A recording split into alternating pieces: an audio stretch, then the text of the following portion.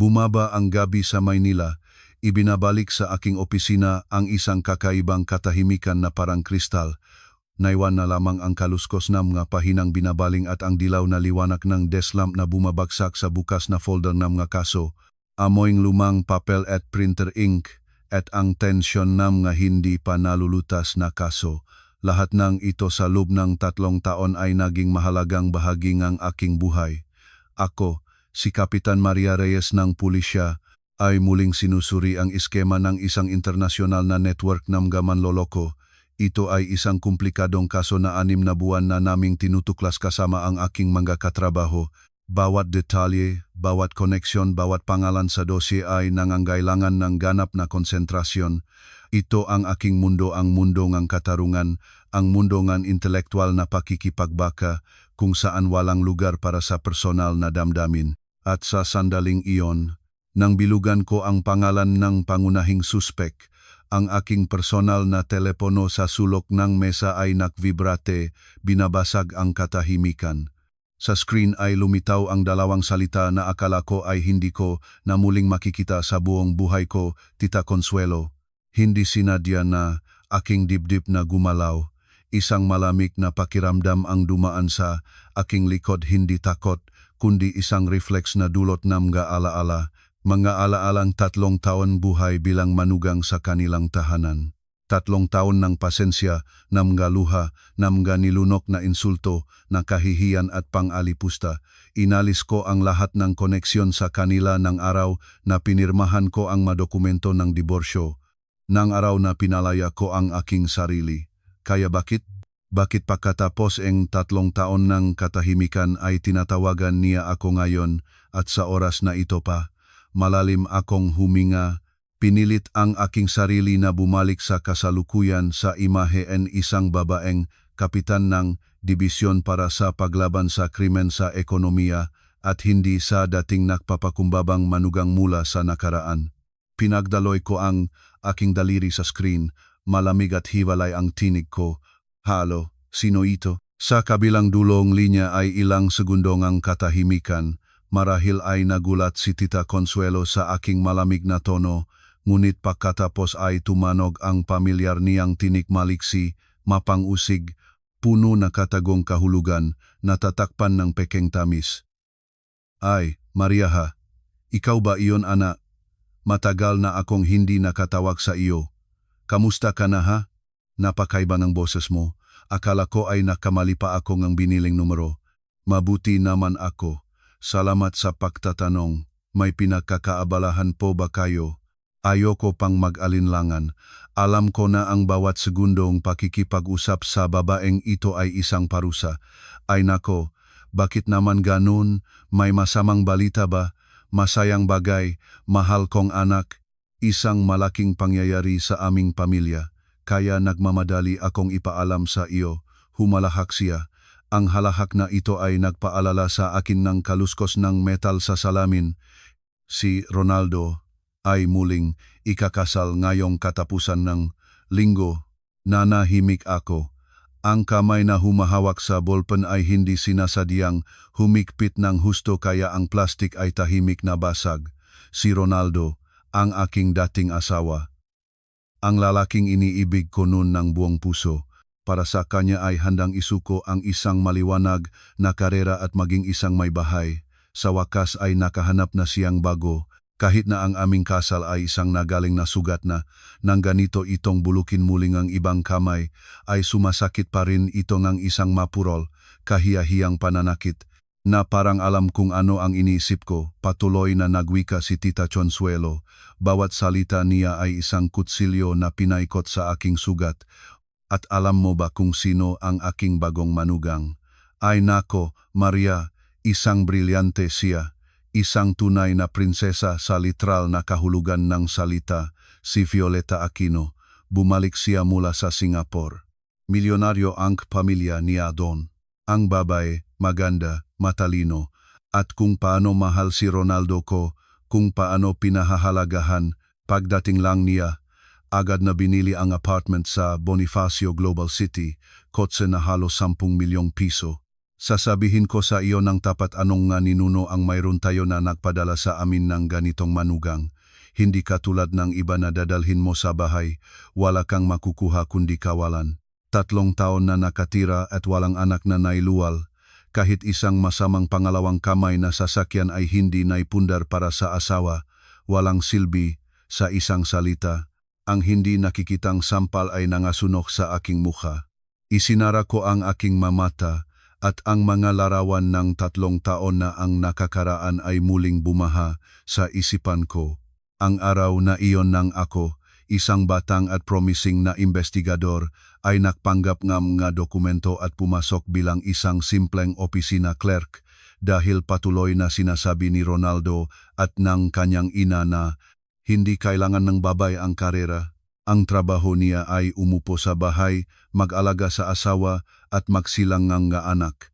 At ang trabaho sa pulisya mahirap ito, mapanganib, mawawala ang lahat ng iyong pagkababay. Naniniwala ako. Nag-alay ako. Itinago ko ang aking uniforme, inimbak ang aking baril, itinago ang aking tunay na pagkatao para mabuhay bilang isang maputlang anino at sa huli ay nakatanggap lamang ng mapait na tatak na walang silbi. Tinatawagan kita, Maria, para imbitahan ka sa kasal. Ang tinik ni Tita Consuelo, punong hindi natatagong malisya, ay nagbalik sa akin sa katotohanan. Pumunta ka ha? Mag-asawa naman kayo nun. Pumunta ka. Tingnan mo kung gaano kasaya at matagumpay na ang iyong dating asawa.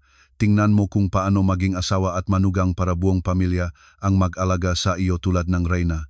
Ang imbitasyon ay ipinadeliver na ni Ronaldo sa iyong lumang opisina. Inaabangan ka namin. Makiisa sa aming kagalakan. Umabot na sa rurok ang provokasyon. Gusto niyang pumunta ako doon bilang isang dating asawa na kabigo at maging saksi sa kanilang pekeng tagumpay. Gusto niya na mahiya ako, mapainggit sa harap ng bagong mayamang at marangal na nobya.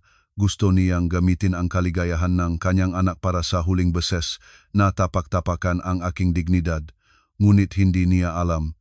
Ang Maria 3 taon na ang nakakaraan at ang Maria ngayon ay 2 magkaibang tao. Hindi na niya ako maaring itumba. Ginawa niya lamang akong mas matigas pa sa bato. Ibinuka ko ang aking mamata at tumingin sa iskema sa mesa. Isang pangalan sa listahan ng mga suspek na dapat suriin ay biglang naging malinaw tulad ng kristal. Violeta Aquino babalik mula Singapore, espesyalista sa financial investments. Isang malamig na ngiti na kung makita ni Tita Consuelo ay malamig na manginig sa takot ay dahan-dahang lumabas sa aking mga labi. Opo, Tita Consuelo, magtitiwala kayo. Ang aking tinig ay biglang naging malambot at matamis. Kung imibita mo ako, paano pa ako hindi darating? Sa kasal ni Ronaldo ay pumupunta ako ng walang alinlangan at magdadala pa ang espesyal na regalo para kongratulate ang nobyo at nobya. Sa kabilang dulo ng linya ay tila nagulat si Tita Consuelo pagkatapos ay nagmumbel ng hindi malinaw at nagbaba ng telepono. Nakamit niya ang kanyang layunin na hasik ng galit at sakit sa aking kaluluwa. Ganun man ang kanyang palagay, ibinaba ko ang telepono. Ang kapayapaan ay nawala na. Pinalitan ngang isang matalas, predatory na tingin ang tingin ng isang mangangaso na nasubaybayan na ang kanyang biktima. Kinuha ko ang larawan ni Violeta mula sa folder ng kaso. Magandang mukha, maliwanag na ngiti, aura ng kayamanan at luho. Masyadong perpektong maskara. Sapat na ang pagiging perpekto para bulagin ang mga taong tulad ni Ronaldo at ng kanyang ina na uhaw sa kayamanan. Ngunit hindi ang aking profesional na tingin. Violeta, Violeta, bulong ko sa larawan. Makaling kang naktataho, ang aming lambat ay kumalat sa lahat ng dako at ikaw ay tahimik na nagpatuloy sa panlilinlang sa mga tao at kasal pa ng kasal. Ngunit nagkamali ka ngang isang nakamamatay na pagkakamali. Pinili mo bilang iyong susunod na biktima ang aking dating asawa. Tumayo ako at lumapit sa bintana, tinitignan ang daloy ngang sasakyan sa ibaba. Ang kasal ngayong katapusan ng linggo ay magiging hindi lamang isang kasal. Magiging ito ang entablado kung saan bababa ang maringal na kurtina ng makukulit na kalokohan na ito. Tinatanggap ko ang iyong imbitasyon ngunit natatakot ako na ang regalo na dala ko ay hindi makakaya ng inyong buong pamilya. Ako ang magsusulat ng katapusan ng inyong dula. Sa susunod na ilang araw, itinabi ko ang lahat ng iba pang direksyon ng investigasyon para ay konsentra ang lahat ng resources at profesional na kasanayan sa isang pangalan lamang, Violeta Aquino. Bilang pinunong operasyonal na grupo, mayroon akong ganap na access sa mga pambansang database, kakayahang magkoordinate sa ibang mga divisyon at sa Interpol. Ang perpektong maskara ni Violeta ay maring malinlang ang mga ordinaryong tao, ngunit sa ilalim ng mikroskopyong batas, ang bawat aksyon niya, bawat bakas, ay isang lingang kadena na imposibleng itago. Unti-unti, piraso sa piraso, pinagsama ko ang puzzle ng buhay ng batang tagapagmana, at sa harap ko ay lumabas ang larawan ng isang lubhang matalinong at mapanganib na kriminal. Ang tunay na pangalan ni Violeta Aquino ay Valentina Manlangit. Ipinanganak siya sa isang mahirap na pamilya na manggagawa sa isang maliit na bayan sa Visayas. Pagkatapos ng high school, hindi siya pumunta sa kolehiyo, sa halip ay pumunta sa Maynila, kung saan nasubukan niya ang maraming propesyon mula sa waitress sa isang kainan hanggang sa sales associate. Ngunit, na may kaakit-akit na hitsura at likas na katusuhan, si Valentina ay mabilis na napagtanto na ang tapat na landas patungo sa kayamanan ay masyadong mahaba at mahirap. Nagsimula siyang lumihis sa liko-likong daan. Sa una ay maliliit na estafa ng lolo ko sa mga mapagkakatiwalaang lalaki, kinukuha ang kanilang pera. Sa bawat tagumpay, lumago ang kanyang kasakiman at katapangan. Nagsimula siyang lumihang isang ganap na bagong talambuhay. Nagpeke siyang madokumento, binago ang pangalan sa Violeta Aquino, at nagimbentong kwento na siya ay anak ng isang Russian-Filipino oligarch na may negosyo sa real estate sa Singapore. Para palakasin ang kanyang alamat, hindi nagtipid si Violeta sa sariling investment. Nagpasok siya ng ilang aesthetic procedures para bigyan ang kanyang mukha ng aristocratic na hitsura. Nagrenta ng mga mamahaling sports car, nanirahan sa mga elite apartment, nagbihis lamang sa branded na damit, at kumukuha ng selfie sa pinakasikat na mga lugar.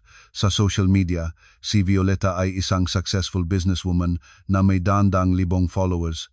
Regular siyang nagpost tungkol sa investment experience, life philosophy, at paglalakbay sa buong mundo. Lahat ay naidisenyo ng lubhang mahusay na lumikhang imaheng isang perpekto, walang kapintasan na babae na inggit ng marami.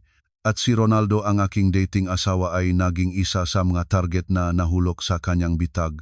Pagkatapos ng aming diborsyo, bumaksak siya sa depresyon. Hindi nag-ayon ang karera.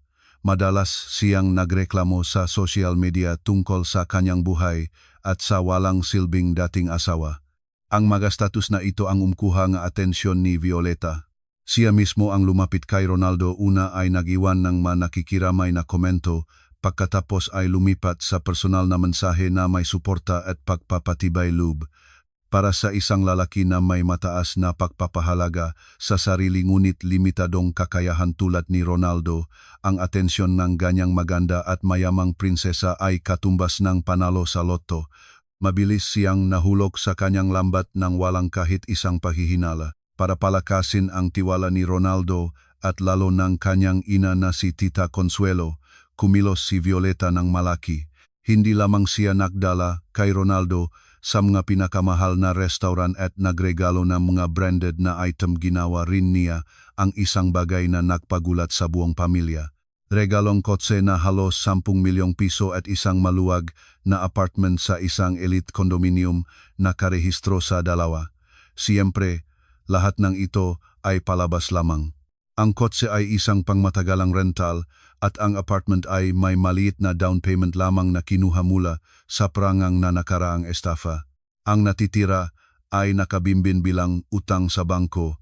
Ngunit para sa mga taong gaya ni Tita Consuelo at na kanyang anak na uhaw sa material na yaman, ang mga opisyal na dokumento ay hindi mapapabulaang patunay ng kayamanan at katapatan ng kanilang gintong manugang.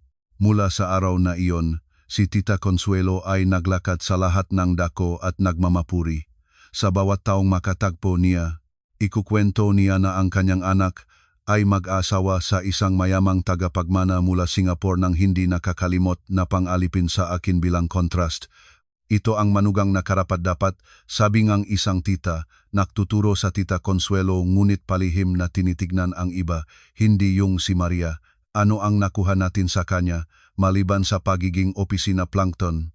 Ang kasal nila ay ginawa ng simple, 2 mesa lang sa kainan, kahit isang gintong kuwintas ay hindi maibigay sa biyenan. Langit at lupa, syempre. Ang malas ni Ronaldo, maraming taon ng kabataan ang nasayang sa paupers na walang pasasalamat. Mabuting nakaligtas siya sa tamang oras. Ang magabulong na ito, paghahambing, at malisyosong komento ay kumakalat sa buong sala. Bawat salita ay kumpirmasyon ng tagumpay ni Tita Consuelo at ng kanyang anak. Ininom nila ang sandali ng kanilang tagumpay, ang pakiramdam ngang paghihiganti sa dating asawa na pinagdusahan ang kanilang anak. Sa isang ligtas na sulok ng sala, ang aking mga katrabaho nagpapanggap bilang mga panauhin, waiter, at kahit mga teknisyan ng sound at ilaw ay tahimik na nagmamasid sa lahat ng nangyayari. Bawat aksyon, bawat salita ay nire-record. Sa pamamagitan ng earpiece, narinig ko ang mga ulat ng mga operative. Target na si Valentina Manlangit alias Violeta Aquino nasa lugar. Ilang miyembro ng kanyang network ay dumating din bilang kamag-anak ng nobya. Lahat ay kontrolado. Naghihintay ng utos. Kapitan, nakaupo ako sa command van na nakapark ilang daan metro mula sa hotel at pinapanood ang monitor na may live feed. Nakita ko ang bawat mapagmataas ng ngiti, bawat mapang-asar na tingin. Narinig ko ang bawat pang-alipastang salita para sa aking katauhan, sa aking kaluluwa ay may kapayapaan, katahimikan tulad ng ibabaw ng lawa sa walang haning araw. Ang galit at sakit ng nakaraan ay naging tigang na taglay, naging malamig na determinasyon ng isang tao sa tungkulin. Tumingin ako sa relo, dumating na ang oras, nahaba na ang kanilang palabas. Panahon na para lumabas ang tunay na pangunahing bida at ibaba ang kurtina. Inaayos ko ang aking sapphire blue na evening gown na espesyal na inihanda para sa araw na ito. Ang buhok ay nakatali sa isang matangkad, mahigpit na bun, bukas ang lig at mukha na may matapang na mawentong makeup. Hindi ako pumunta dito bilang isang kawaawang dating asawa. Pumunta ako dito bilang isang sagisag ng katarungan. Lahat ng grupo, atensyon, sinabi ko sa radyo sa matatag na tinig. Ang target ay nasa lugar. Nagsisimula na ang operasyon. Papasok muna ako. Pagkasabi nito, binuksan ko ang pintuan ng fan at sa tiwala at matibay na mga hakbang, naglakad patungo sa hotel kung saan naghihintay sa akin ang pinakamaliwanag na ilaw ng spotlight. Nang humakbang ako sa pintuan ng banquet hall, tila lahat ng tunog at lahat ng tingin ay napunta sa akin. Ang mahinahong musika ay biglang naging maling tono at ang masigabong usapan at tawanan ay unti-unting huminto. Ang malaking espasyo ay nalubog sa kakatuwang katahimikan. Alam ko na ang aking pagdating ay isang ganap na sorpresa para sa lahat ng naroon, lalo na para sa pamilya ng aking dating asawa. Inaabangan nila na pumunta ako, ngunit sa imahe ng isang kabigo. Inilikhay nila ang isang pagod na Maria na may simpleng damit, mamaga ang mamata sa iya, at mukha na punong inggit. Gusto nilang makita akong nag-isquist sa sulok, nararamdamang inaalipusta sa harap ng kanilang karangyaan, ngunit hindi. Ang babaeng nakatayo sa harap nila ay ganap na iba. Pinili ko ang isang hugging evening gown sa kulay sapire, kulay ng kapangyarihan at misteryo. Ang damit ay maatas, hindi masyadong nagsisiwalat, ngunit sapat para bigyang diin ang bawat linya ng isang malusok na katawan. Ang buhok na nakatali sa mataas na bun ay nagbubukas na mataas na nu at maliliit ngunit eleganteng diamond earrings, regalo na ginawa ko para sa aking sarili pagkatapos matuklasan ang isang malaking kaso. Ang aking mukha ay profesional na nakalagyan ng makeup, may accent sa malalim na mata at labi na may kulay bordo na puno na pagmamalaki. Ang aking aura ay hindi huwad na pagmamalaki, ito ay kumpiyansa na nagmumula sa loob, katahimikan ng isang taong dumaan sa mga bagyo at ganap na kinuha sa mga kamay ang kanyang kapalaran. Hindi ako naglakad, lumangoy ako sa mga mataas na sapatos, bawat hakbang ay matibay at mapagpasya. Si Tita Consuelo ang una na nagbawi sa kanyang sarili. Pagkatapos ang ilang segundo ang pagkamangha, nagbago ang kanyang mukha. Ang pagkagulat ay pinalitan ng galit at iritasyon. Hindi niya matanggap na ang inaalimurang tao niya ay maaring lumabas sa ganitong maringal at makapangyarihang imahe. Ganap nitong nasira ang senaryo pahihiganti na maingat niyang inihanda. Agad siyang nagpunta sa akin, sinusubukan na magpress ngang baluktot ng ngiti, ngunit ang kanyang mata ay nagpapakaapoy. "Oh, Maria, nandiyan ka na pala. Nag-aalala na kami. Baka hindi ka makapunta. Matagal na tayong hindi nagkita, nagbago ka, nagitsura ka pa, baka makalapang ikaw ang nobya namin." Ang masalita niya ay puno ng lason, sarcasm at pagdududa. Ngumiti lamang ako ng bahagya, mahinahon, ngunit ganon na nakpatigil sa kanya. "Magandang gabi po, Tita Consuelo. Paano pa ako hindi darating sa kasal ni Ronaldo? Naparito ako para kongratulate siya at para pagmasdan ang isang bagay." Sinadya kong bigyan ng diin ang huling salita. Ang aking tingin ay humaplos sa kanyang namumuong mukha. Pagkatapos ay napunta sa entablado, kung saan tinitingnan ako nina Ronaldo at Violeta nang may hindi maliit na gulat. "Anong pagmasdan?" Bulong ni Tita Consuelo, hindi na natatago ang pagka. "Naparito ka para sirain ang lahat? Alam na alam ko, ganyan ang ugali nga ganitong klaseng babay. Huwag mong sabihing inggit ka. Tingnan mo kung gaano kasaya ang aking anak, gaano kaganda at mabait na asawa. Uminom kang isang baso para sa mga bagong kasal at umalis ka na. Hindi ka tinatanggap dito." Iniunat niya ang kanyang kamay para itulak ako, ngunit hindi ako umatras. Mahinahon lamang akong lumibit sa kanya. Ang aking tinig ay nananatiling pantay, ngunit may ganong bigat na natigil siya. "Huwag po kayong magmadali, Tita Consuelo. Ang pinakakawili-wiling parte ay darating pa. Sa tingin ko, kayo at ang inyong buong pamilya ay dapat manatili at panorin hanggang sa katapusan. Hindi kayo mabibigo." Pagkasabi nito, hindi ko na binigyan siya ng pagkakataong sumagot. Nagtungo ako ng direkta patungo sa entablado. Lumakad ako sa gitna ngang mausisang tingin at mga bulong sa likod ko. Lumakad ako sa tabi ni Ronaldo na tumingin sa akin ng may komplikadong ekspresyon gulat, pagsisisi at kahit isang malabong takot. Sandali naming nagsalubong ang mga tingin. Nakita kong nanginig siya sa aking malamig na tingin. Sa wakas ay nakaharap na ako kay Violeta. Siya rin ay tumingin sa akin. Ang ngiti sa kanyang malabi ay bahagyang nanigas.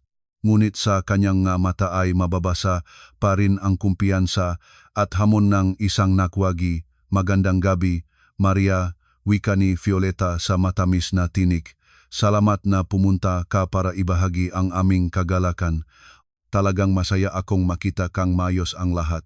"Magandang gabi," tugon ko ng mahinahon. "Masaya rin akong makita ka dito sa ganitong espesyal na araw. Napakaganda ng nobya ngayon." Ang aming maikling ngunit puno ng subtext na dialogo ay lalo pang nagpainit ng atmosfera. Ang MC sa entablado marahil ay nakatanggap ng senyas mula kay Tita Consuelo, ay nagmadaling makialam para mapababa ang tensyon.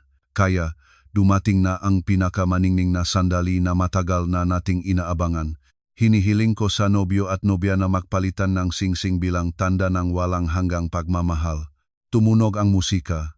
Nagdala ang isang waiter ng isang tray na may singsing.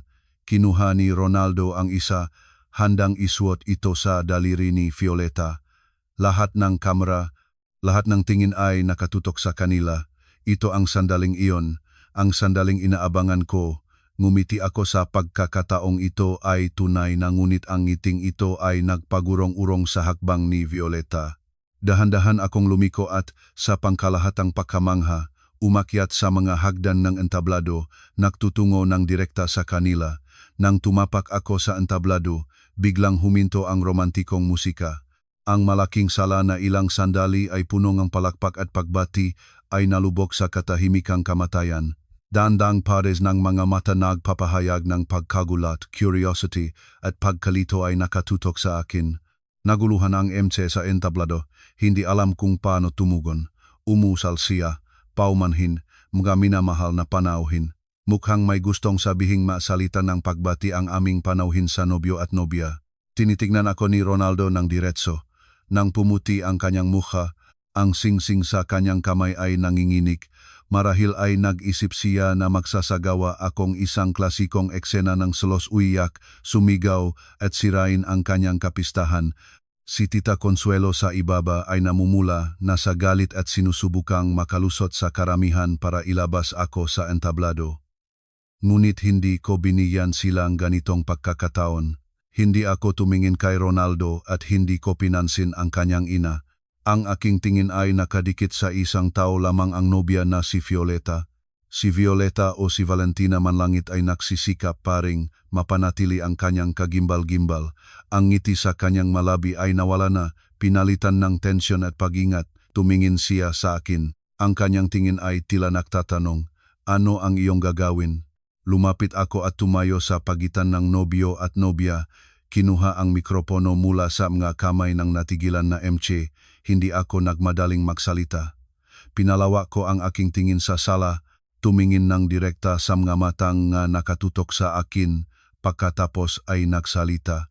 Ang aking tinig ay hindi nanginig sa galit. Ito ay malinaw, matibay, at makapangyarihan kumakalat sa malaking espasyo sa pamamagitan ng speaker. Humihingi po akong paumanhin sa pagputolang napakahalagang sandaling ito.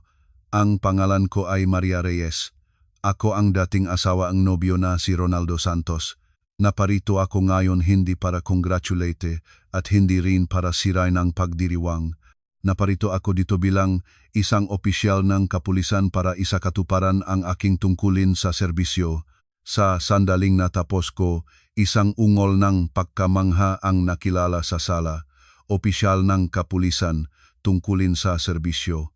Nagsimulang mag-usap-usap ang mga tao. Si Tita Consuelo, napapalapit na sa entablado, ay natihil. Nagbukas ang bibig si Ronaldo sa gulat, hindi makaniwalang maniwala sa narinig. Ngunit pinaka nagulat si Violeta. Sa pagkarinig ng mga salitang iyon, ang kanyang mukha ay biglang naging puti tulad ng papel. Ang instinct ng profesional na kriminal ay nagpahiwatig sa kanya na malubha ang nangyayari. Nagsimula siyang umurong, balak ang lumikhang pagkakataon para tumakas, ngunit huli na. Lumiko ako para harapin siya. Ang aking kanang kamay ay mabilis na lumubog sa clutch bag ngunit ang kinuha ko ay hindi isang telepono o regalo. Ito ay isang pulang opisyal na ID at isang pares ng handcuffs na malamig na kumislap sa liwanag ng mga spotlight. Valentina Manlangit, ikaw ay inaresto. Itinapat ko ang ide sa kanyang mukha. Ang aking tinik ay hindi na tinik ni Maria ang dating manugang kundi tinik ni Kapitan Maria Reyes ng pulisya. Dinedetain ka ayon sa federal na warrant ng paghahanap sa tuduhan ng pandaraya sa napakalaking halaga. Ang anumang pagtutol ay magpapalala lamang ng iyong sitwasyon. Inuutusan kitang sumunod. Isang tuyo, malamig na klik. Nagnasuksok ang handcuff sa pulso ni Violeta. Ang singsing na hindi pa natatapos isuot ni Ronaldo ay nahulog sa sahig, gumulong at tumigil, huminto ang oras. Ang buong sala mula sa mga kamag-anak hanggang sa daan-daang panauhin ay natigil sa pagkamangha. Hindi nila makapaniwala sa nangyayari sa harap ng kanilang mga mata. Ang nobya, ang magandang tagapagmana mula Singapore na kanilang pinuri lamang ilang sandali ay nakasuot ng handcuffs na ikinabit ng dating asawang nobyo ang siyang tinatawag nilang walang silbi. Ang kaibahan, irony at gulat ay napakalaki kaya hindi maproseso ng kanilang isipan. Nakatayo si Ronaldo na parang bato. Ang kanyang mukha na puti na ay naging ganap na mangutang. Tumingin siya una sa akin pagkatapos kay Violeta na may suot na handcuffs. Ang kanyang malabi ay gumagalaw ngunit hindi makabigkas ng kahit isang salita. Sumigaw si Tita Consuelo sa ibaba, wala kang karapatang gawin iyon. Nasisiraan ka ba? Inusig mo ang aking manugang dahil sa inggit. Sinungaling ka? Palabasin ang aking manugang ngayon din. Pinasik ang katahimikan. Nagsimula ang kaguluhan. Ang dula na aking inidirek ay umabot na sa kulminasyon nito. Ang malamig na handcuffs sa eleganteng pulso NG, nobya sa hitna NG Maringal na entablado ay naging isang bomba na sumabog sa kasal. Ang patay na katahimikan ay mabilis na pinalitan ng bulaksak na kaguluhan, panik at pagtanggi. Una si Violeta ang bumawi sa pagkamangha.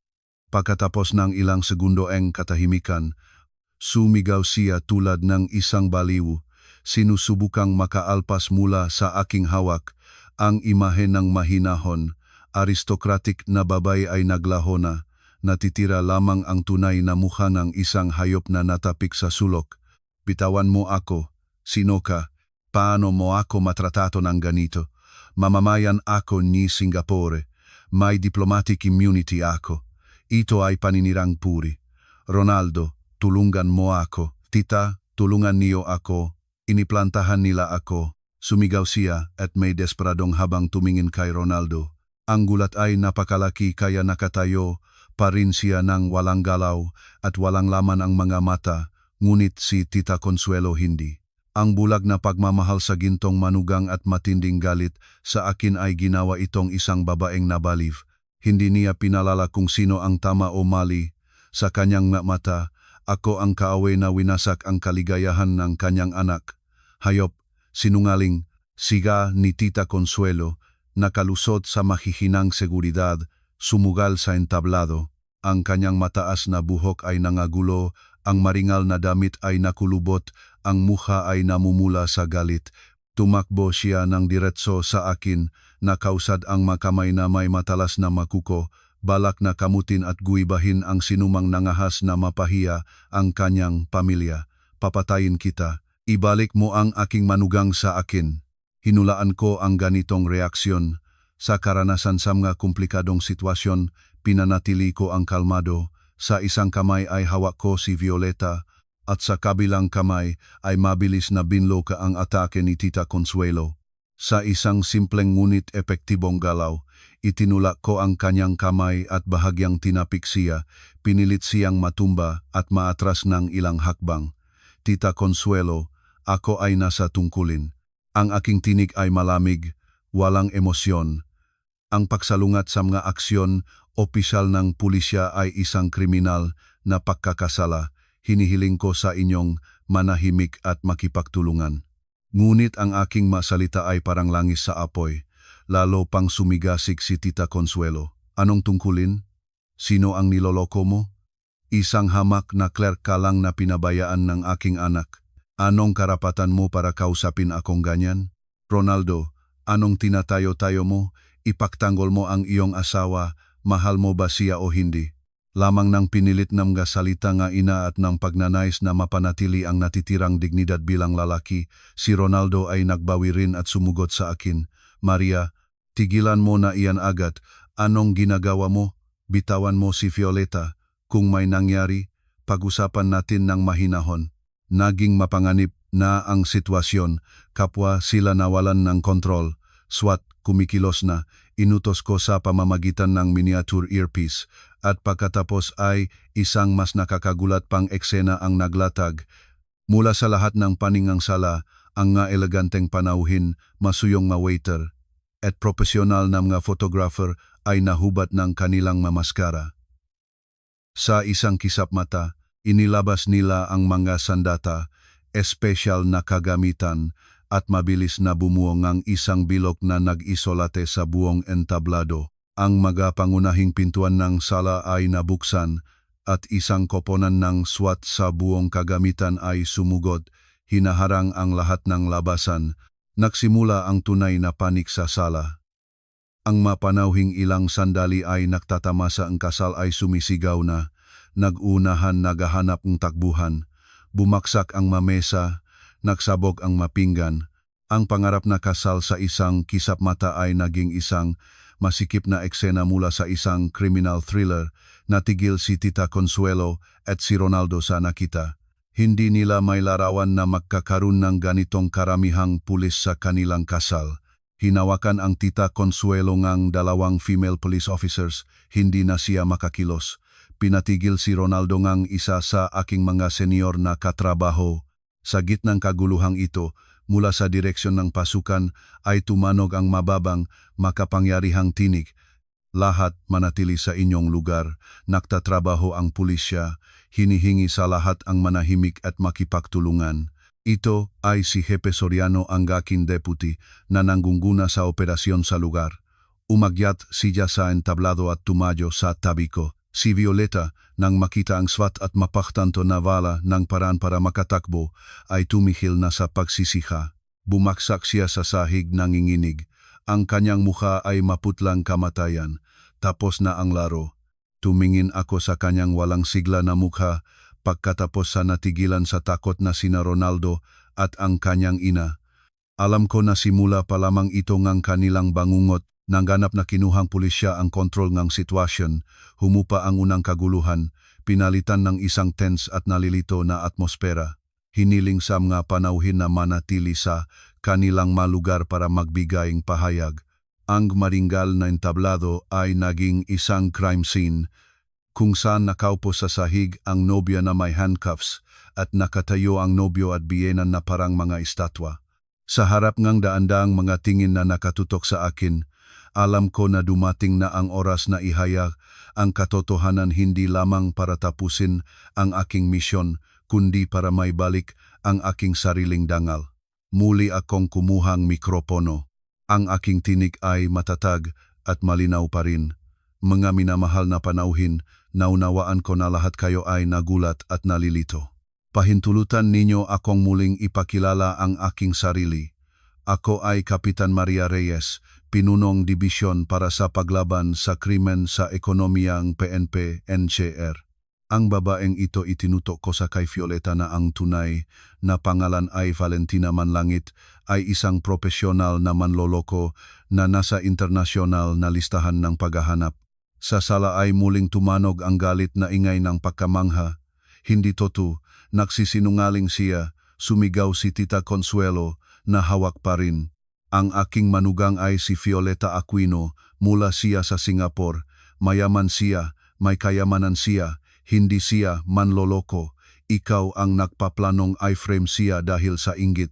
Mga patunay. Nasaan ang mga patunay? Malamig akong ngumiti. Tita Consuelo, gusto ninyong makita ang mga patunay? Sige, ipakikita ko sa inyo at sa lahat ng narito ang tunay na mukha ng inyong gintong manugang na ipinagmamalaki ninyo. Nagbigay akong senyas sa mga teknisyan. Ang malaking LED screen sa likod ng entablado kung saan ilang sandali pa lamang ay naglalabas ng mga romantic na larawan ay nagdim at muling nagliwanag. Ngunit ngayon ay isang detalyadong iskema and internasyonal na network na mga manloloko ang nakadikit sa screen, at sa gitna ay isang larawan at datos ni Valentina Manlangit. Valentina Manlangit, alias Violeta Aquino, ang aking tini, ay tumanog tulad ng isang pahayag ng pagkakasala, nanguna sa isang kriminal na organisasyon na nagpapanggap bilang matagumpay na mga negosyante, pumapasukin sa tiwala ng mga may kayang pamilya, pagkatapos sa pamamagitan ng mga komplikadong iskema ay ninakaw ang kanilang ari-arian. Ang bilang ng mga biktima ay nagsisimula sa ilang dosenang, at ang kabuuang halaga ng pinsala ay tinantiang mahigit sa 1 bilyong piso. Ipinagpatuloy ko ang pagpapakita na hindi mapabula ang katibayan, mga bank statement na may galaw nga, mga ninakaw na pondo, audio recording ng mga testimonya ng mga biktima, footage mula sa CCTV kung saan nakikita si Violeta at ang kanyang makasabwat. Tita Consuelo, napakay pinagmamalaki ninyo nga regalo na ibinigay sa inyong mapagalaga ninyong manugang, hindi ba? Lumiko ako sa kanya. Ang aking tingin ay matalas tulad ng isang kutsilyo. Tingnan natin ang tunay na halaga ng mga regalo na iyon. Nagbigay uli akong senyas. Ang aming expert appraiser na naroon sa pagdiriwang nagpapanggap bilang panauhin ay umayat sa entablado. Kinuha niya ang gintong garnitura na ibinigay ni Violeta kay Tita Consuelo. Pagkatapos ng mabilis na pagsusuri gamit ang espesyal na kagamitan, kinuha niya ang mikropono at inihayag, Nga minamahal na panauhin, ang garnitura na ito ay gawa sa gintong platadong tanso. Ang tunay na halaga nito ay hindi lalampas sa 10,000 piso. Nakbukas nakbibig si Tita Consuelo sa pagkamangha. Kinuha niya ng haharap ang mangga alahas sa kanyang lig at mangga kamay. At tungkol sa kotse na 10 milyon at ang elite na apartment na ibinigay kay Ronaldo patuloy ko. Hindi sila binibigyan ng pagkakataong makabawi. Natukoy din namin na ang kotse ay pangmatagalang rental na magtatapos bukas at ang apartment ay may 10% down payment lamang. Ang natitira ay isang mortgage na malapit na ang petsa na susunod na bayad. Lahat ng ito ay isang masining na disenyo na palabas lamang para manalo ng tiwala ng inyong pamilya. Natisot si Ronaldo. Kailangan niyang mahawakan ang dulong ng tablado para hindi mahulog. Ang kanyang pangarap ngang magandang buhay, ang kanyang pagmamalaki lahat ay nagiba sa alikabok. Ngunit ang pinakamatinding suntok ay darating pa. At Tita Consuelo, binabaan ko ang aking tinik. Direkta sa kanyang mata na punong takot. Alam mo ba kung bakit nagmamadali si Violeta na ipagdiwang ngayon ang kasalan kay Ronaldo? Hindi dahil sa pagmamahal kundi dahil kailangan niya ng isang huling bagay mula sa inyong pamilya. Muling nagbigay akong senyas sa mga teknisyan. Sa pagkakataon na ito, isang scan na kopya ng isang dokumento ang lumabas sa screen, isang special power of attorney at isang deed of mortgage, pinirmahan 3 araw na ang nakakaraan. Ito ay isang deed of mortgage sa inyong ancestral house. 3 araw na ang nakakaraan. Kinunsinte kayo ni Violeta na pumirma nga dokumentong ito di umano para makakuha ng pautang para sa isang malaking investment project na nganggako ngang malaking kita. Ngunit sa katotohanan, ginamit niya ito para humiram ngang malaking halaga mula sa isang kriminal na organisasyon. At ayon sa aming impormasyon, pagkatapos ng kasal na ito ay plano niyang magtanan kasama ang pera na ito at ang nabilhan ng tiket sa eroplano. Iniwan ang inyong pamilya na may napakalaking utang at nasa panganib na mawala ang inyo. Ang huling, pinakamalupit at kasuklam-suklam na katotohanan ay naihayag na ng ang larawan ng deed of mortgage sa ancestral house ay lumabas sa malaking screen. Hindi ito basta isang legal na dokumento, ito ay isang martilyo na bumababa sa ulo ni Tita Consuelo. Ang bahay na iyon ay hindi lamang tirahan, ito ay ang karangalan, simbolo ng buong lahi, lugar kung saan nakatago ang alaala ng ganinuno. Mawala ito ay mas masakit at mas nakakahiya kaysa sa mawalan ng pera. Natigilan si Tita Consuelo. Ang mga mata niya ay lumuwag sa screen pagkatapos kay Violeta na bumagsak sa sahig. Nanginginig ang buong katawan niya, hindi sa galit, kundi sa walang hanggang takot at kawalan. Hindi lamang niya nawala ang kanyang gintong manugang. Nakatayo siya sa gilid ng pagiging traidor sa buong lipi niya. Ang siyang sa sariling makamay ay ibinigay ang pamanan ng maninuno sa makamay ng isang manloloko. Hindi maari. Nagsisinungaling ka, umusal si Tita Consuelo sa mahina, walang sigla na tinig. Sinabi ni Violeta ang tungkol sa investment. Nangako siyang irerehistro sa aking pangalan ang kalahating ng kumpanya. Anong kumpanya, Tita Consuelo? Malamig kong pinuputol ang kanyang huling ilusyon. Lahat ng kumpanyang ipinagmalaki ni Violeta ay mga one-day corporations na nilikha para sa mga iskema ngang pandaraya, walang tunay na proyekto na umiiral. Niloko kayo. Ang aking mga salita ay naging huling patak.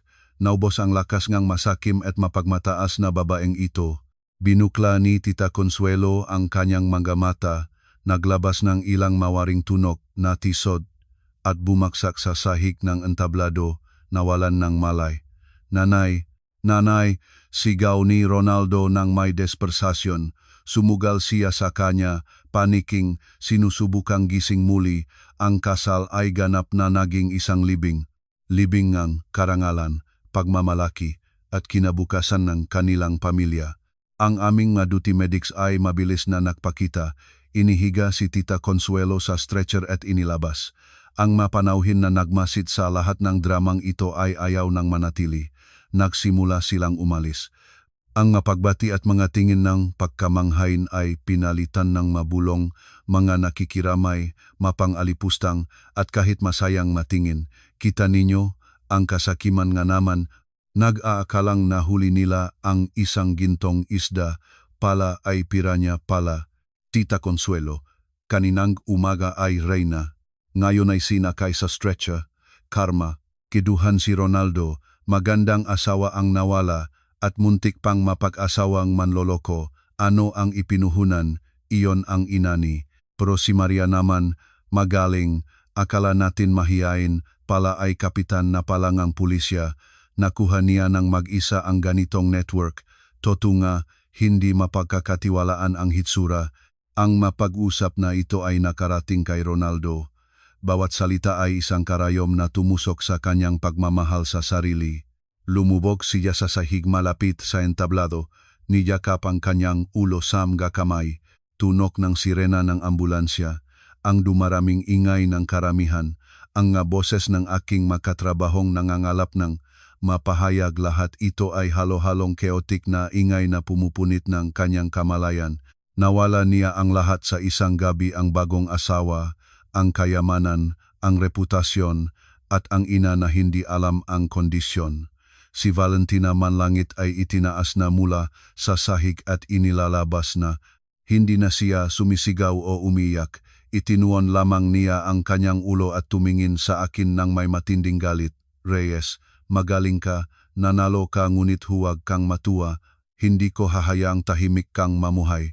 Tumingin lamang ako sa kanya ng walang kahit anong pagkabigo. Ipreserba ang mga salitang iyon para sa investigador. Paalam, Ginoong Manlangit. Sana ay masaya kayo sa kulungan. Pagkasabi nito, pinaling ko ang aking mga katrabaho na ilabas siya. Habang pinapanut ang kanyang silueta na lumalayo sa pintuan, malalim akong huminga ng kaluwagan. Ang pinakamalaking kaso sa aking karera ay sa wakas ay natapos na. Nagwagi ang katarungan ngunit sa aking puso ay walang ganap na kasiyahan. Habang tinitingnan ang maguhong pamilyang aking dating asawa, ang nabaling si Ronaldo, ay nilibutan akong isang komplikado, mabigat na pakiramdam. Kahit paano, noong una, sila ay bahagi ng aking buhay. Tapos na ang dula ngunit ang alinggaw-ngaw nito ay marahil ay maririnig pa ng matagal.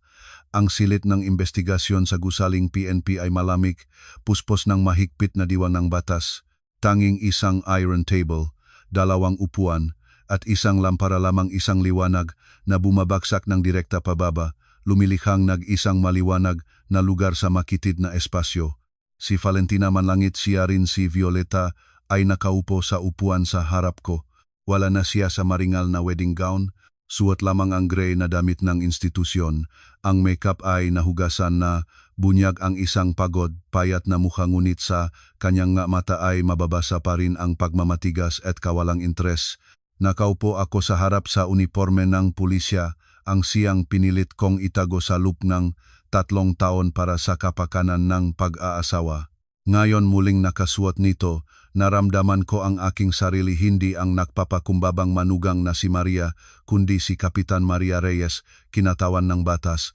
Ang pagbabago ng papel na ito ay nagbigay sa akin ng kakaibang lakas at kumpiyansa. Ang aking katrabaho ay naglagay sa harap kong folder ng protocol ng unang investigasyon ni Valentina. Tinanggihan niya ang lahat, ipinagtanggol ang kanyang inosensya at humingi nga abogado, karaniwang reaksyon ng nga profesional na kriminal. Itinabi ko ang folder at direktang tinitingnan ang nga mata ni Valentina.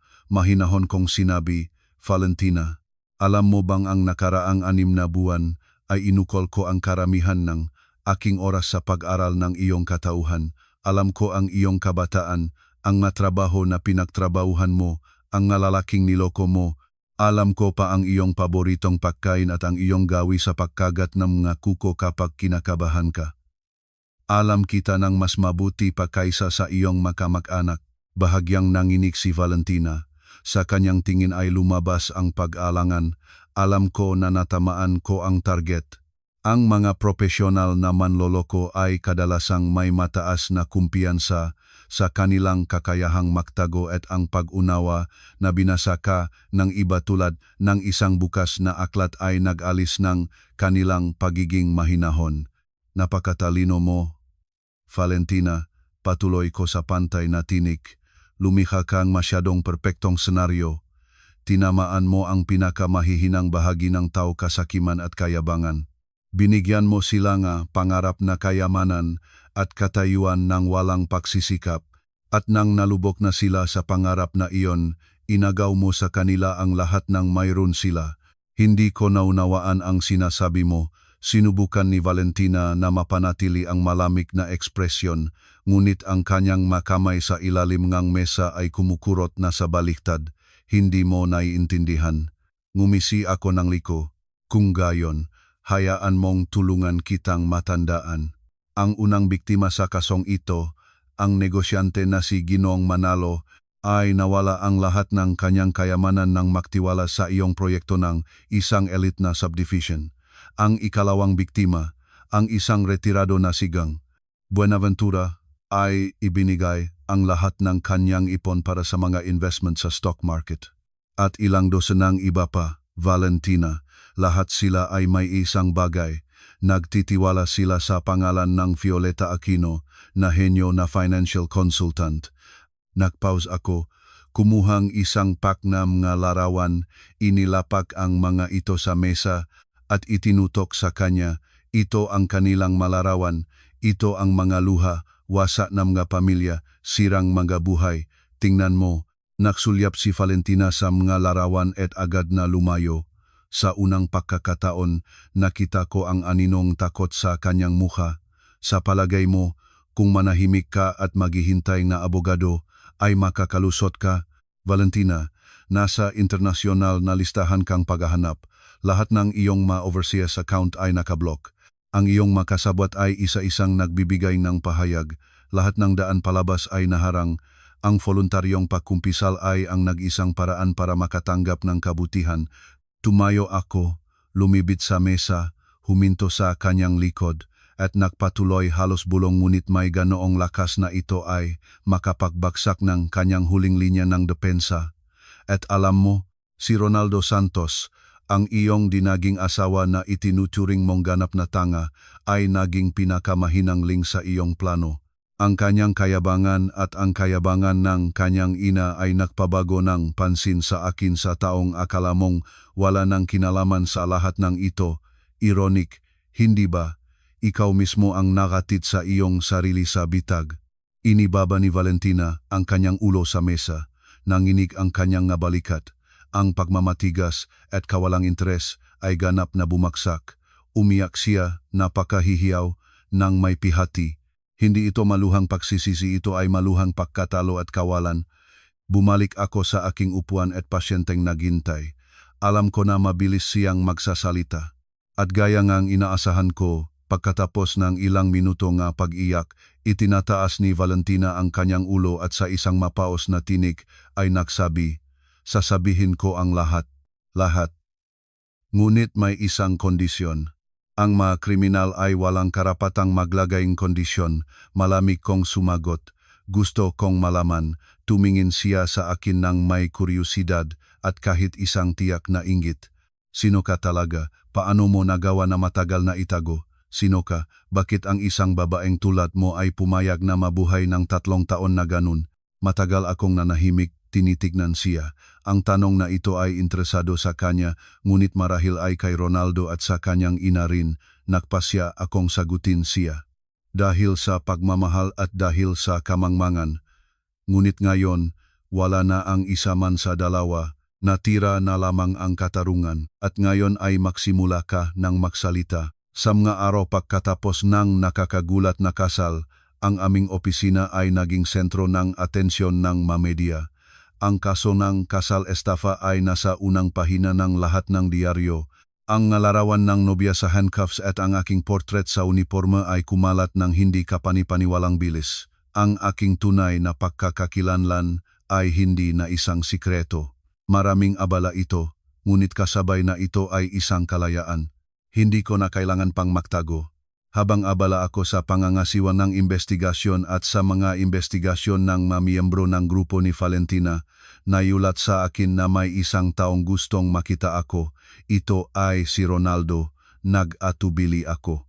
Ayaw kong makita siya, ayaw kong pukawin ang nakaraan ngunit sa huli ay pumayag ako. Interesado akong malaman kung ano ang gusto niya pagkatapos ng lahat ng nangyari.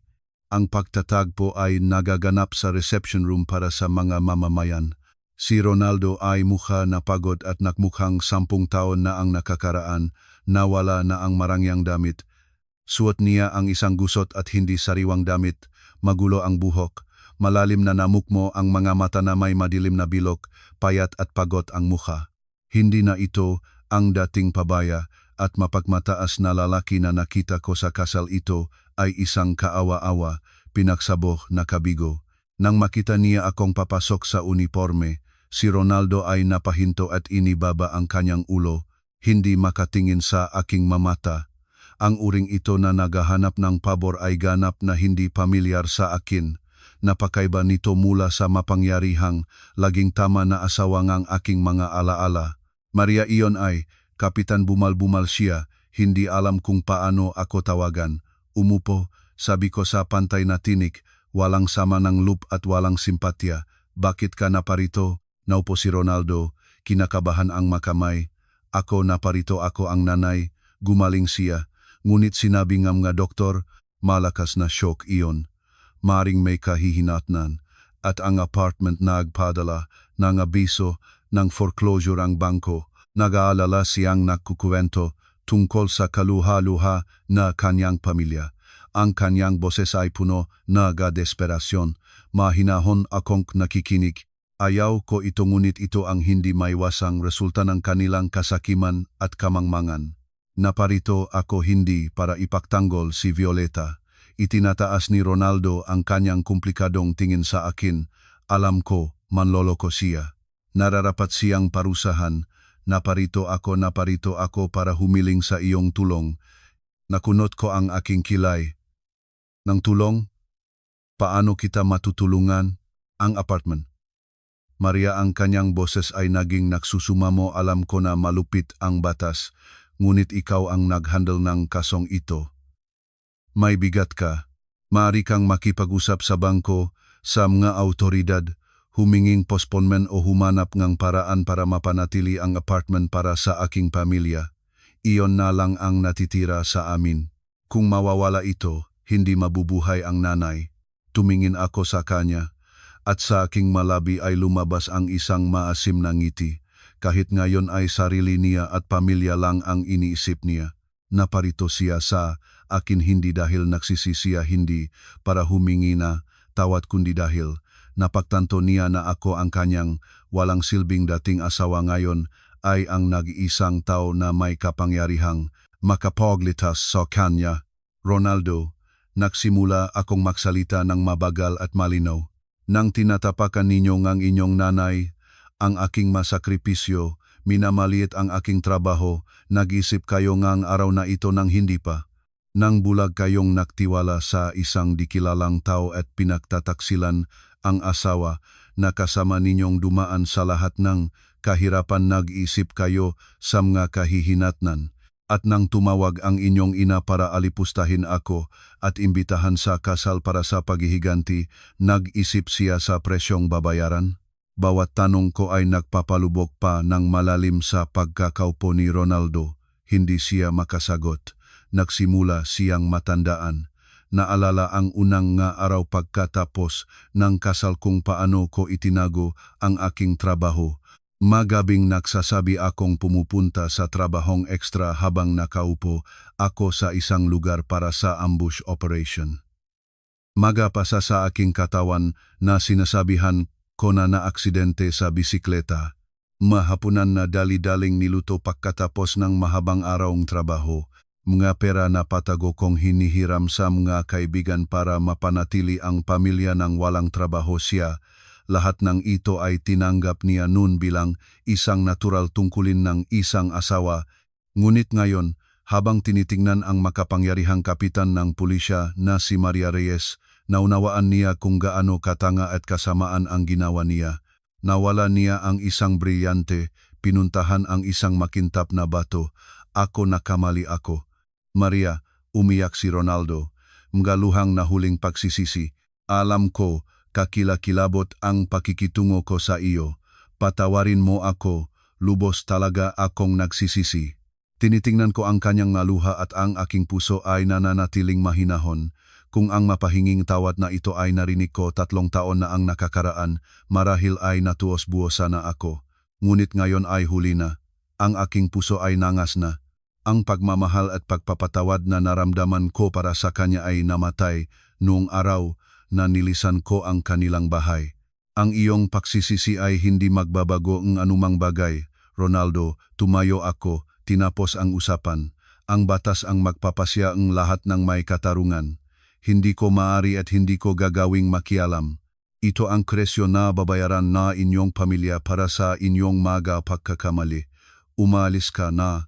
Pagkasabi nito, lumiko ako at umalis. Iniwan siyang mag-isa sa kanyang kawalan ng pag-asa at pagsisaysing kumakain sa kanya mula sa loob. Pagkatapos makatanggap ng matibay na pagtanggi mula sa akin, umalis si Ronaldo nang wala. Ngunit si Tita Consuelo, ang babaeng sanay na makamit ang kanyang nais sa pamamagitan ng intriga at kakapal ng mukha, ay hindi basta-basta susuko. Pagkatapos na malabasan na ospital sa kabila na kahinaan, ang kanyang unang ginawa ay hindi nagpahinga kundi nagsikap na maabot muli ako. Binago niya ang taktika. Naunawaan niya na wala siyang maabot sa pamamagitan ng lakas, kaya nagpasya siyang kumilos ng mahinahon. Alam niya na kahit gaano kalakas ako, tao pa rin ako at 3 taon akong naging manugang niya. Nagpasya siyang pindutin ang lumang damdamin. Isang Sabadong umaga, habang umuwi ako mula sa gym, nakita ko si Tita Consuelo na naghihintay sa harap ng aking apartment building. Iba ang hitsura niya mula sa aroganteng reyna sa kasal o sa nabali na babae. Ngayon, kawawa siya. Suot ang lumang damit, puti at pagod ang mukha. Naglalakad siya nang nakatungo sa bisik ni Ronaldo. Sa mga kamay niya ay isang basket na may lutong manok na gintong kayumanggi at mainit pa na mga tinapay. Nang makita niya ako, inalis ni Tita Consuelo ang bisik ni Ronaldo at natitisod, lumapit sa akin. Sa kanyang mukha ay isang pinagsikapang ngiti. Ang mamata ay napunong luha. Maria, anak ko, naparito ako. Alam ko, nakamali ako, anak. Matanda na ako, tanga na ako, sakimay. Napataan na ako ngang bandarambong na iyon. Masamang pakikitungo ko sa iyo, lubos akong nagsisisi. Sa ospital, gabi-gabi ay ikaw ang nakikita ko sa panaginip. Naalala ko kung paano ka namuhay sa amin. Naalala ko ang iyong mga kinalutong pagkain, kung paano mo aking mga paa ay inmasahe. Inisip ko ito at naintindihan ko kung gaano ako katangang bulag. Pinunasan niya ang kanyang maluha at iniabot sa akin ang basket. Narito ang lutong manok at ang mga tinapay ay mula pa ng madaling araw ang ginawa ko. Lahat ng ito ay dating gusto-gusto mo. Papasukin mo ako sa bahay. Anak, kausapin tayo ng sandali. Pakiusap, Maria. Ang isang taong hindi nakaalam ng kasaysayan ay marahil ay matutuos sa nakitang isang matanda at may sakit na biyenan na naparito para humingi ng tawad sa dating manugang. Ngunit nasusuka ako sa palabas na ito. Lubos na nakilala ko ang babaeng ito. Hindi siya kailanman nagsisi. Sarili niya lamang ang interes niya. Nagsalita rin si Ronaldo na nasa tabi. Maria, naunawaan ng nanay ang kanyang pagkakamali. Bigyan mo siyang pagkakataon. Isang pamilya pa rin tayo nun. Isang pamilya. Ngumiti ako. Sa wakas ay nagbitaw ng tinig. Nang sabay-sabay kayong tinawag akong walang silbi. Nag-isip ba kayo na isang pamilya tayo? Nang palayasin ninyo ako sa bahay ng walang dala, naalaala ba ang lumang damdamin? At nang ikaw, Tita Consuelo, ay tumawag para imbitahan ako sa kasal para alipustahin, itinuturing mo ba akong anak? Nang pumuti ang mukha ni Tita Consuelo, ngunit nagpatuloy siya sa pagganap. Nagkamali ako, patawarin mo ako, anak. Patawarin mo sa pagkakataong ito, Maria. Tulungan mo ako, tulungan mo si Ronaldo. Ang apartment na iyon ang lahat ng mayroon kami. Kung mawawala ito, saan kami titira? Nagmamakaawa ako. Alalahanin mo ang 3 taon na ikaw ang aking manugang. Mahabag ka, sabihin mo para sa amin ang isang salita. Sa wakas ay lumitaw na ang buntot ng lobo. Lahat ng pahingi ng tawad mga luha.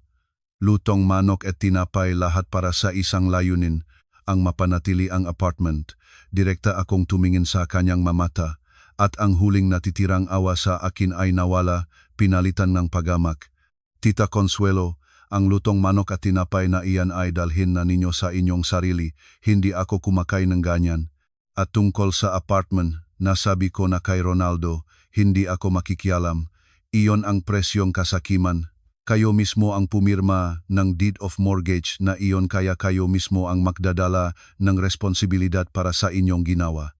Pagkasabi nito, lumiko ako para umalis ngunit ang aking direktang pagtanggi ay tila nagalis ng pasensya ni Tita Consuelo sa pagganap. Ang kawaawang ekspresyon sa mukha ay agad na nawala, pinalitan ng pamilyar na mapangusig at kakapal ng mukha. Ay walang pusong nilalang, tinuturo niya sa akin nangangalit ang ngipin, nakikita mo na nagdurusa ang aming pamilya at masaya ka, sadyang hindi tumutulong para mapanood akong lumabas sa kalye. Sasabihin ko sa iyo, kung wala akong tahanan, pupunta ako sa iyong opisina at doon mananirahan. Sasabihin ko sa lahat kung gaano ka kawalang pasasalamat na manugang na nakikita niyang namamatay ang dating biyenan niya at wala ni isang galaw. Tingnan natin kung may mukha ka pang harapin bilang boss pagkatapos nun. Lumiko ako at tumingin sa kanya ng malamig. Sige, ngunit pahintulutan mo rin akong ipaalala sa iyo. Ang pagkagambala sa kapayapaan ng publiko, paninirang puri at panlalait lahat ng iyon ay paglabag sa batas. Gusto mo bang mapunta sa kulungan para samahan ang iyong gintong manugang? Ang aking masalita ay tumatamaan sa kanyang pangunahing takot, natigil siya, hindi makapagsalita, nanginginig sa galit at kawalang kaya. Hindi ko na sila pinaktuonan ng tingin at malamig na pumasok sa gusali. Iniwan ang ina at anak na may kanilang lumamig na lutong manok at tinapay, tapos na ang palabas. At ang huling natitirang pag-aakap ay sira ng kanilang sariling makamay. Ang hindi matagumpay na pagtatangka sa pagbabagong relasyon ay nag-iwan kay Tita Consuelo at Ronaldo sa isang estado ng kahihiyan at galit. Naunawaan nila na lahat ng landas papunta sa aking puso ay naharang na. Wala na silang magagawa kundi hintayin ang walang habag na hatolng batas at kapalaran na sila mismo ang lumikha. Ilang linggo ang lumipas, bumaba ang martilyong katarungan. Ang bangko, pagkatapos ng ilang walang tagumpay na abiso ng pagbabayat ng utang, ay nagsimulang ang proseso ng pagkuha ng ari-arian. Isang umaga, ang mga sheriff kasama ang mga kinatawan ng bangko at mga potensyal na mamimili ay dumating sa kanilang ancestral house. Binasa nila ang ritang execution, hinihiling sa pamilya na lobahin ang lugar sa loob ang 24 na oras. Si Tita Consuelo, kahit babala ay nakatanggap na, ay hindi matanggap ang malupit na katotohanan. Naupo siya sa sahig sa gitnang silid, umiyak, sinusumpa ang lahat ng bagay, kumakapit sa mga lumang kasangkapan, sinusumpa niya ang kapalaran, si Violeta, at siyempre, ako. Dahil lahat sa kay Maria ang lahat ng ito, siya ang nagdala negaming pamilya sa ganito. Siya ang ahas, ang nakita naming nalulubog at hindi nagligtas. Ngunit ang kanyang sigaw ay walang magagawa. Ang batas ay malamig at walang awa. Nagsimulang ilabas ng mga sheriff ang kanilang nga kagamitan. Kailangan ding tanggalin ang maimahen ng mga santo. Habang tinitignan ang malitratong ng maninuno na pabaya na inilapag sa labas ng bahay, ang ilang kamag-anak na naparito para panoorin ay naguyugyok lamang ng kanilang maulo. Ang karangalan ng buong lahi ay naging isang katatawanan. Si Ronaldo ay tahimik na nakatayo sa sulok. Walang kakayahang manood habang gumuguho ang kanyang mundo. Hindi siya umiyak o sumiga. Ang kanyang mukha ay walang emosyon. Ang mata ay walang laman. Marahil, pagkatapos ng napakaraming pagkabigo, ay wala na talagang natirang damdamin. Sa parehong oras, ang balita tungkol sa eskandalo kay Violeta ay nakarating sa kumpanyang pinagtatrabahuhan ni Ronaldo. Isang empleyado na ang nobya ay isang internasyonal na manloloko. na ang pamilya ay nalubog sa mga utang at legal na kaso ito ay masyadong malaking batik sa reputasyon ng kumpanya. Ang pamamahala, pagkatapos ng mahabang pag-isip, ay nagpasya na tanggalin si Ronaldo. Nakatanggap siyang isang termination notice, isang manipis na pirasong papel na naglagaying punto sa hindi naman kahangahangang karera niya. Nawala ang bahay at trabaho, sa pilitan ang ina at anak na magrenta ng isang maliit at mahalumigmig na silid sa isang bahay pansaman sa isang madilim na daanan. Ang biglaang paglipat mula sa medyo komportableng buhay at pangarap ngang kayamanan patungo sa pinakaibabangang kahirapan ay nag-trigger ngang isang pagsabog ng mga hidwaan sa pagitan nila. Walang mapagsisisihin at nagsimula silang sisihin ang isa't isa. Dahil sa iyo lahat ito, sisigaw ni Tita Consuelo sa anak habang hapunan ng nilutong kamote. Kung hindi ka naging ganyang tanga, hindi sana tayo napunta sa lugar na ito. Ngayon ay nakita mo na ang presyo ngayong kamangmangan. Si Ronaldo, na naktiyaga sa mga punangang ina ng maraming taon, ay hindi na makatiis.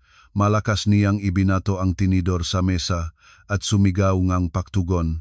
At kayo, nanay, na mas mabuti, sino ang naging ganid? Sino ang natuwa ng makakitang kotse at apartment?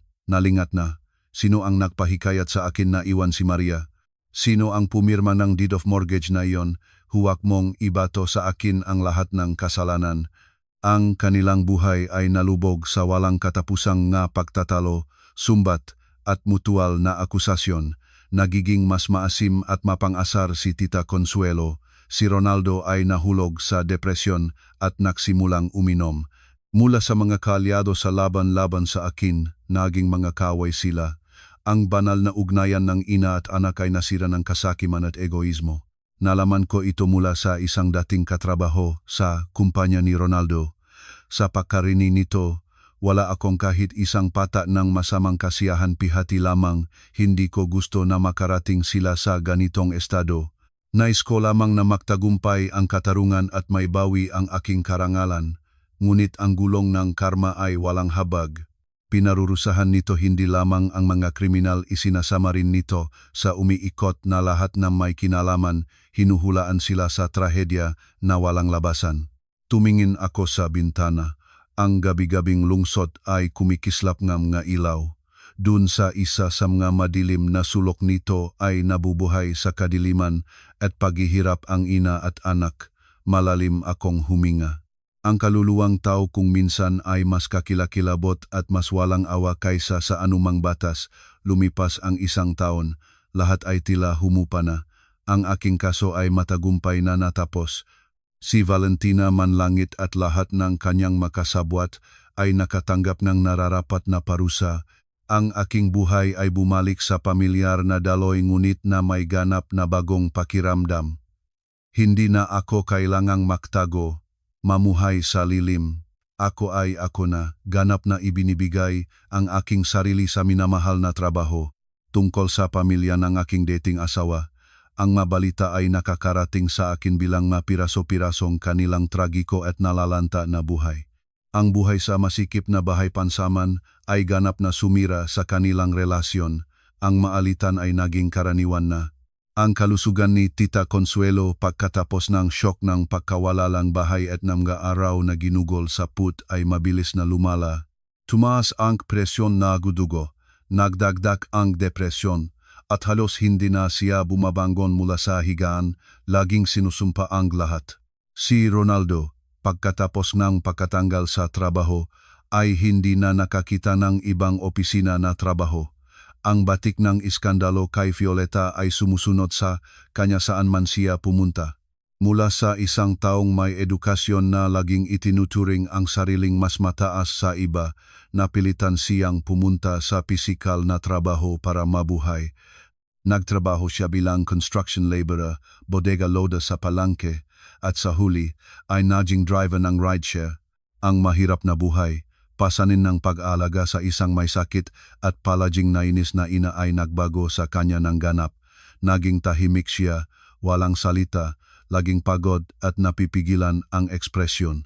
Nagsimula siyang ilubog ang kalungkutan sa alak, Halos bawat gabi ay bumabalik siya ng lango sa kanilang silid na puno ngamoy nga ambon at labis na pag-iinom kung saan naghihintay sa kanya ang bagong round ng maalitan at sumbat. Ang makamag-anak at kaibigan na dati ay nagpupuri sa kanila ay umiwas na ngayon. Walang gustong makihalubilo sa pamilyang ng magabangkarote na ang manugang ay isang kriminal. Natakot silang hihingian ng pautang. Ang kalungkutan at paghamak ay nagpalala ng kanilang trahedya. Isang araw ay nalaman ko na namatay na si Tita Consuelo. Nawala siya sa isang biglaang stroke sa kanilang malamig na silid. Simpleng libing ang ginanap, kakaunting panauhin. Ilang kamag-anak lamang ang dumalo para sa forma. Nakatayo si Ronaldo sa tabing ng kabaong na walang laman ang mukha, walang kahit isang luha. Marahil ay ang pag-alis niya ay mas naging kalayaan kaysa kalungkutan para sa kanya. Napagod na siyang lubos. Pagkatapos ng libing ng ina, ibinenta ni Ronaldo ang natitirang mga kagamitan, nagbayad para sa silid at nawala sa lungsod.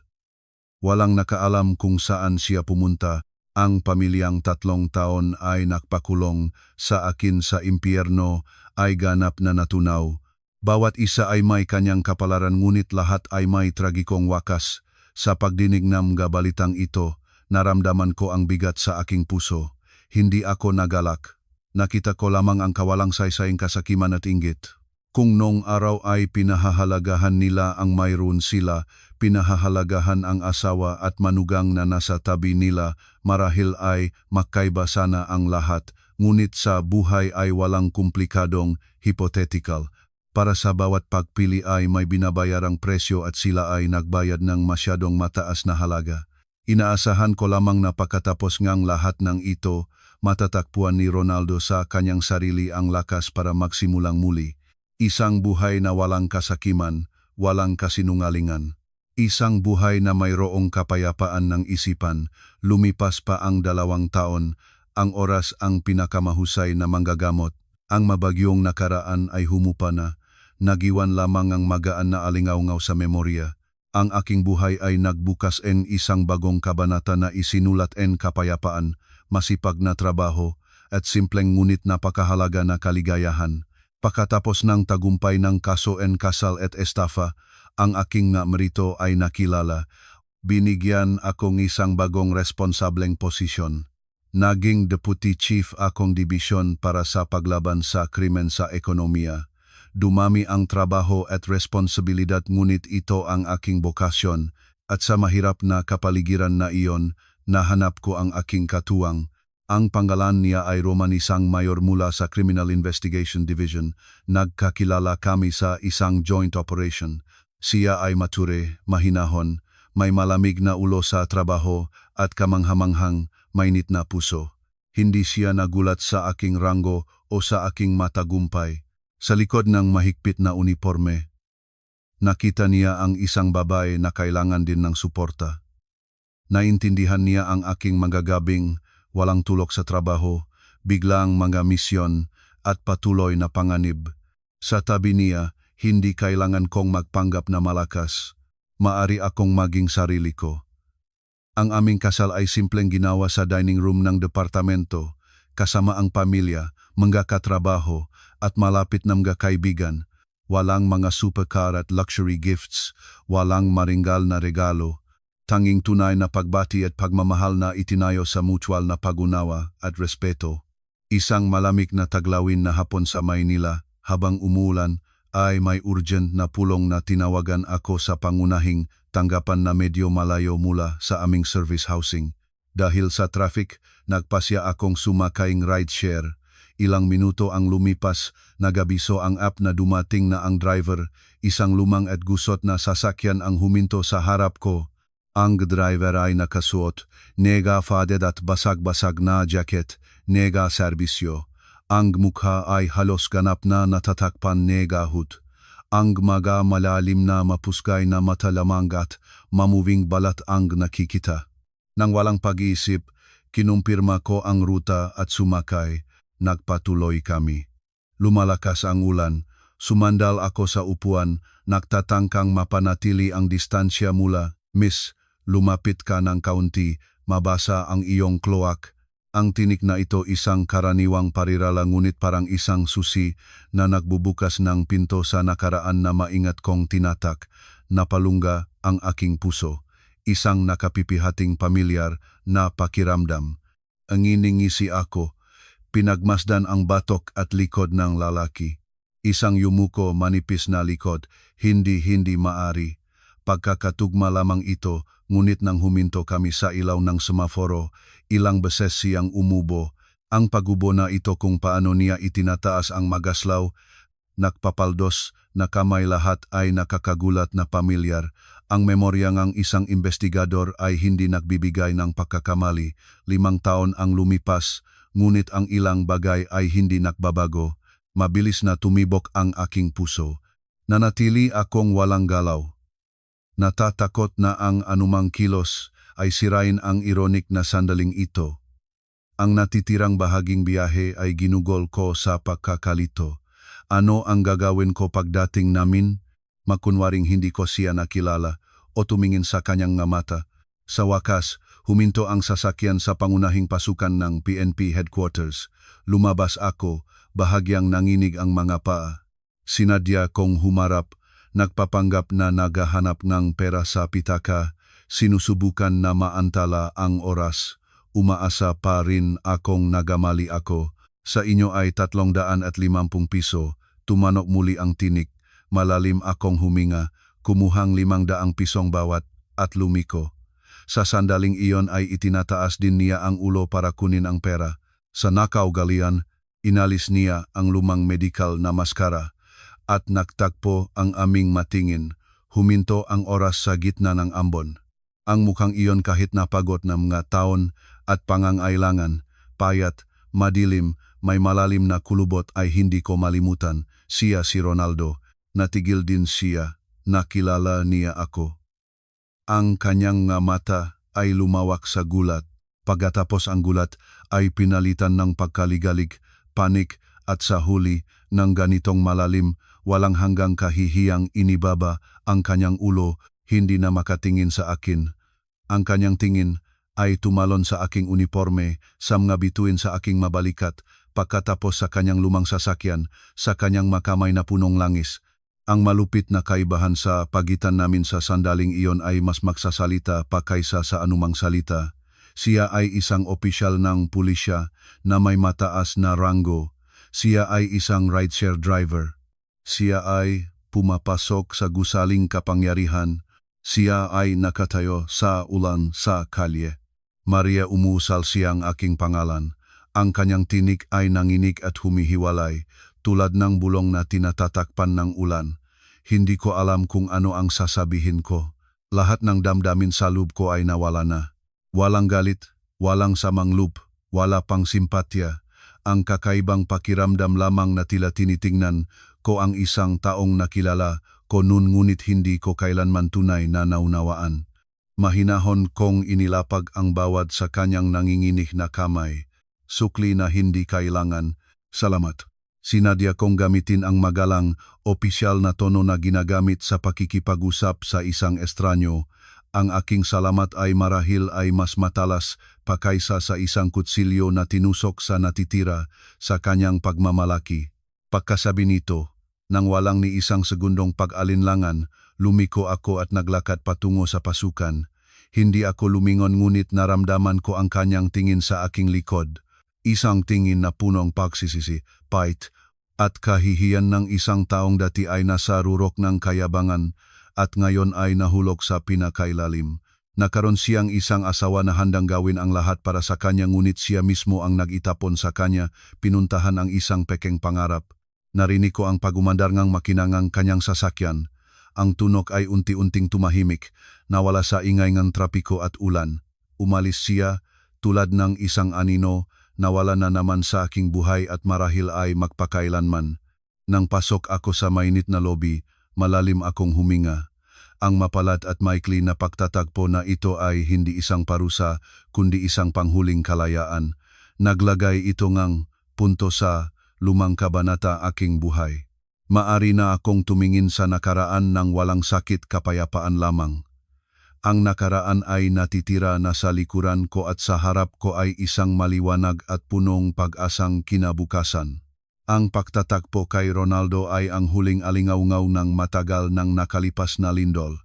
Bahagya itong pumatak sa aking kaluluwa ngunit hindi makayanig sa matibay na pundasyon ng aking kasalukuyang buhay.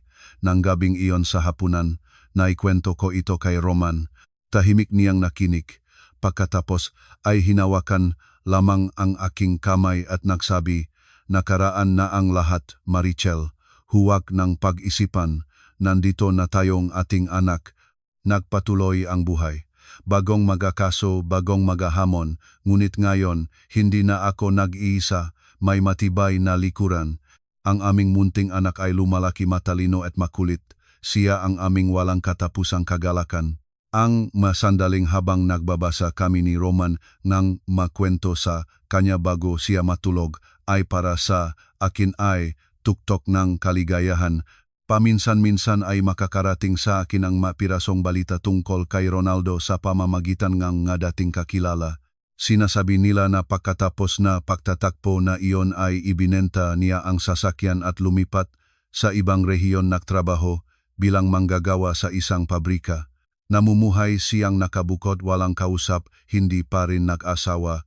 Marahil ang mga ranasang pagkabigo ay nagagaw sa kanya hindi lamang ng lahat ng material kundi pati na rin ang paniniwala sa buhay at kakayahang magmahal. Hindi ko na siya inisip pa. Ang kanyang kapalaran ay wala ng kinalaman sa akin. Nagtipon kami ni Roman at sa tulong ngaming magulang ay nakabili ng sariling apartment, maliit ngunit maliwanag at puno ng tawanan.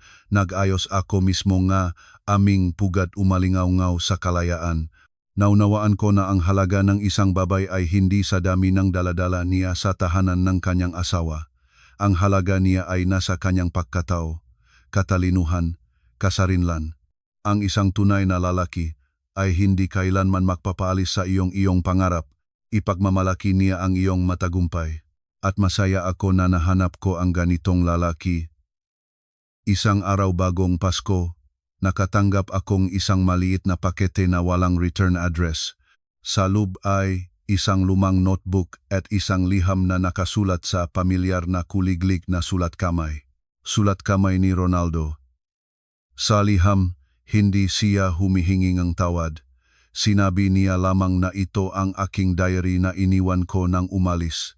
Nahanap niya ito at itinago sa lahat ng mga taong iyon. Isinulat niya na pagkatapos basahin ito ay sa wakas ay naunawaan niya ang lahat ng pinagdaanan ko. Hindi siya humihingi ng tawad dahil alam niyang hindi niya ito nararapat.